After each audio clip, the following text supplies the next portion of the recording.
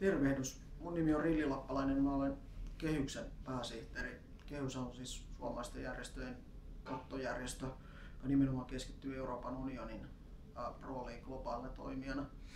Ja me ollaan Kehyksenä ja Kehyksen kautta oltu mukana kansainvälisissä verkostoissa seuraten ja osallistuen hyvin vahvasti Agenda 2030 järjestöjen näkökulmiin, nimenomaan tuoda niitä siihen sekä poliittisiin neuvotteluihin että sitten tähän itse toimeenpanoon. Ja kiitos, että saadaan näin videon välityksellä osallistua tähän keskusteluun. Agenda 2030 on mun näkökulmasta erittäin suuri mahdollisuus niin kansalaisjärjestöille kuin kaikille muillekin. Se on se työkalu, joka voi toimia meillä nimenomaan ajattelun muuttajana ja siinä, että me haastetaan myöskin itsemme, miten me osallistutaan kestävämmän tulevaisuuden rakentamiseen ja tehdään se kestävä kehitys todelliseksi.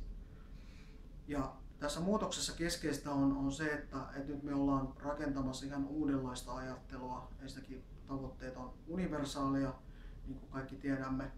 Se tarkoittaa sitä, että ne globaalit kysymykset on myöskin ihan yhtä tärkeitä kysymyksiä siinä paikallistasolla, eli puhutaan globaaleista asioista, eli samat asiat toistuu kaikkialla.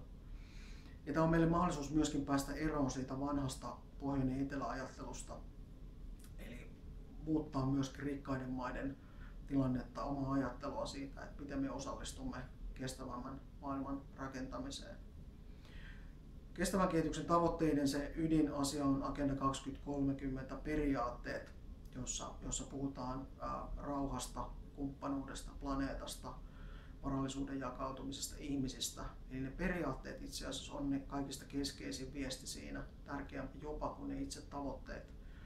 Ja jos me saadaan ne toteutettua, niin silloin meillä on mahdollisuus saavuttaa myöskin ne tavoitteet. Ja yksi esimerkki, mikä siellä on hyvin tärkeä, tai otan vain yhden niistä periaatteista, joka on kumppanuus, niin mitä se kumppanuus meille esimerkiksi kansalaisjärjestönä tarkoittaa?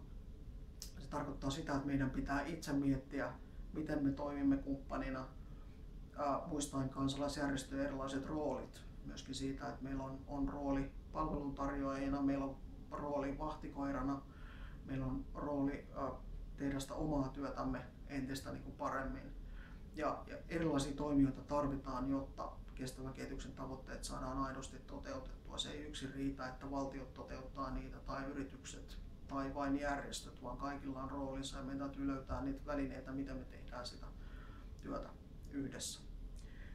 Kestävän kehityksessä yleensä puhutaan 3 eri ulottuvuudesta, mutta mä näkisin, että siinä on itse asiassa 5 ulottuvuutta, jotka on kaikki ihan yhtä tärkeitä. Me tarvitaan sosiaalista, ympäristöllistä ja taloudellista ulottuvuutta, mutta me tarvitaan niiden lisäksi myöskin hallinnollista ja kulttuurista ulottuvuutta ja näiden kaikkien 5 ulottuvuuden pitää olla mukana siinä, miten kestävää kehitystä toteutetaan.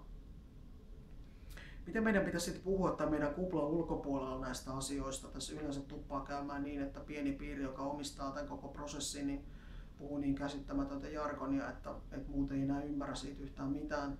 Ja sen takia meidän pitäisi erityisesti kiinnittää huomiota nyt siihen, miten me kommunikoidaan näistä asioista, miten me saadaan muita enemmän uusia toimijoita, enemmän ihmisiä mukaan tähän keskusteluun.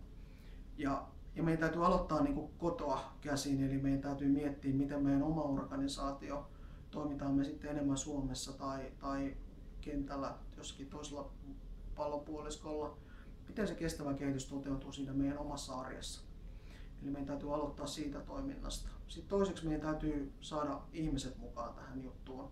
Jos ihmiset eivät koe tätä agendaa mielekkääksi, jos ne ei löydä tapoja, miten ne osallistuu tähän toimintaan, jos ei näe sitä relevanssiutta tavallaan siinä omassa arjessansa, niin silloin kestävän kehityksen agenda ei tule koskaan toteutumaan. Eli meidän täytyy miettiä uudella tapaa se, että miten ihmiset aktivoidaan mukaan, miten he kokevat, että heillä on vaikutusta ja tätä kautta saadaan muutosta siihen heidän oman arkensa niin kuin haasteisiin. Ja sitten meidän täytyy myös pitää mielessä se, että kestävän kehityksen tavoitteita, niitä ei vaan myydä ikään kuin tehdä PR-propagandaa siitä, että nyt meillä on 17 hienoa tavoitetta ja ollaan tyytyväisiä, kun saadaan 5 miljoonaa suomalaiseksi tietoisiksi siitä, että tämmöiset tavoitteet on. Se ei riitä. Se on se ihan pieni ensimmäinen askel, mutta meidän täytyy saada huomattavasti syvällisempi ymmärrys siitä, että mistä oikeastaan on kysymys. Ehkä jollakin tapaa voisi kiteyttää tämän viestin ja haasteen, mitä me tehdään, niin intialainen filosofia ja taloustieteilijä Amartya Sen on sanonut, että hyvä elämä on ihmisen mahdollisuus elää sellaista elämää, jota hänellä on syytä arvostaa. Eli vahvistetaan sekä ihmisen että yhteiskunnan toimintakykyä toimia kestävämmin ja saavuttaa sitä kautta ennen kaikkea ne Agenda 2030 periaatteet ja sitä myötä sitten myöskin ne kaikki 17 tavoitetta ja 169 alatavoitetta. Ehkä näillä sanoilla toivotan hyvää keskustelua kaikille ja pahoittelut, että en voi olla tässä jatkokeskustelussa mukana tässä tilaisuudessa, mutta toki keskustelu varmasti jatkuu myöhemminkin ja toivon, että voimme olla osa sitä keskustelua. Kiitos.